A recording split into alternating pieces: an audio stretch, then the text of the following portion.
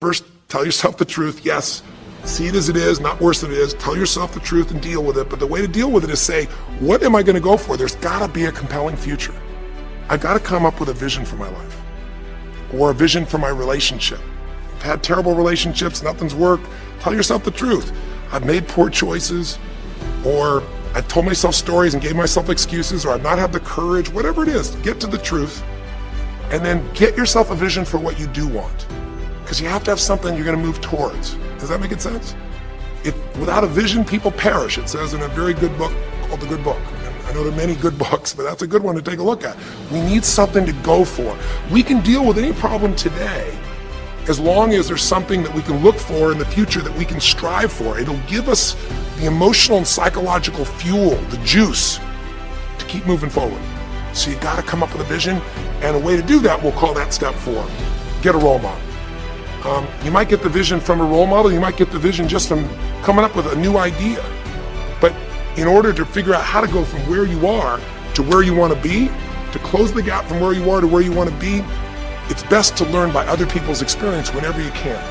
So get a role model, get their strategy, and go to work. Get into action. So I'll give you an example. Years ago, when I was first starting to try to figure out how to build myself financially, I grew up at a time when, just as I was starting to do well, this big recession happened. And I remember I was like 29, 30 years old, I think, and maybe 31. And I was doing okay, and then all of a sudden there were all these business challenges because we went through this severe recession back in those days.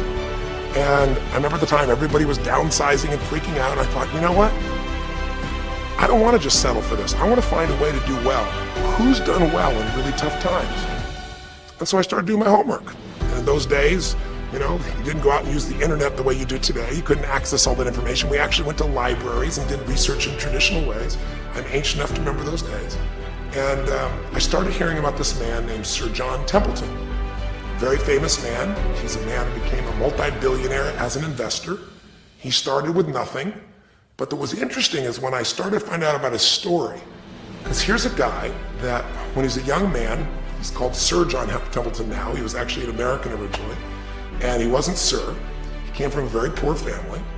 And he just decided that in his life, he wanted to not only do well financially, he wanted to do so well he could help other people at any level that he wanted.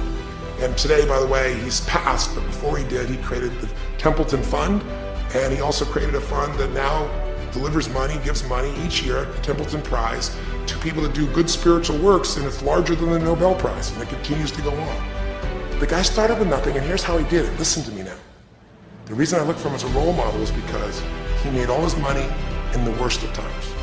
He made all his money when people were going through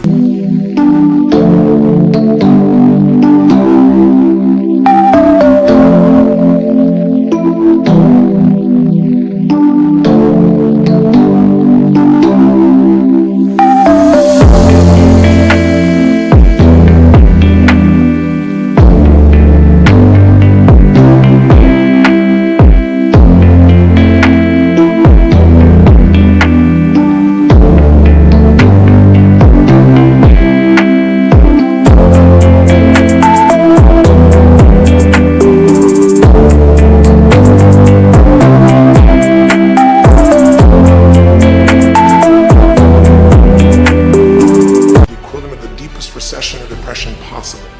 His whole belief was, and this is different than almost anybody else you see around you, was pessimism was the secret to success.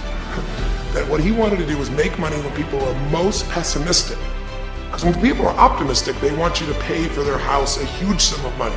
But as they start getting more and more pessimistic, where pretty soon they think they can never, the house is the worst thing to have, they'll virtually give you the house. They'll virtually give you the business.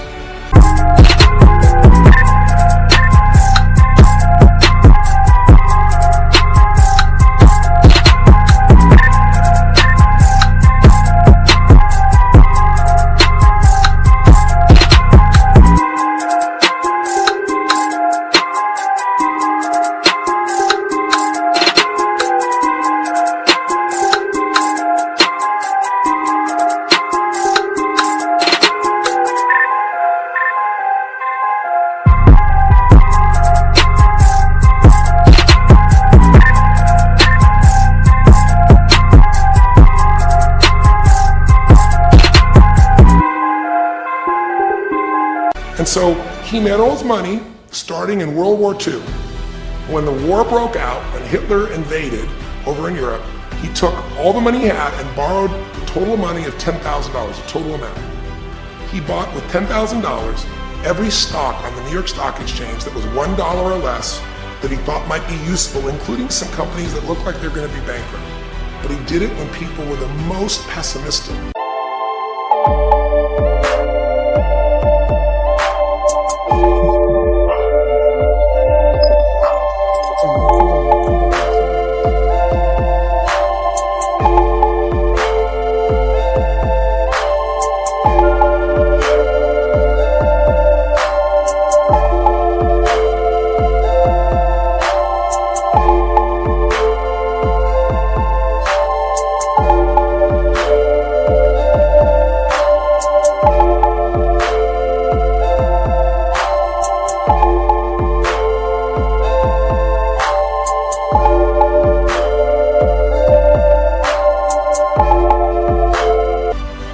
It looked like Hitler was going to take over. It didn't look like we were all going to be the winners. It looked like Hitler was going to dominate.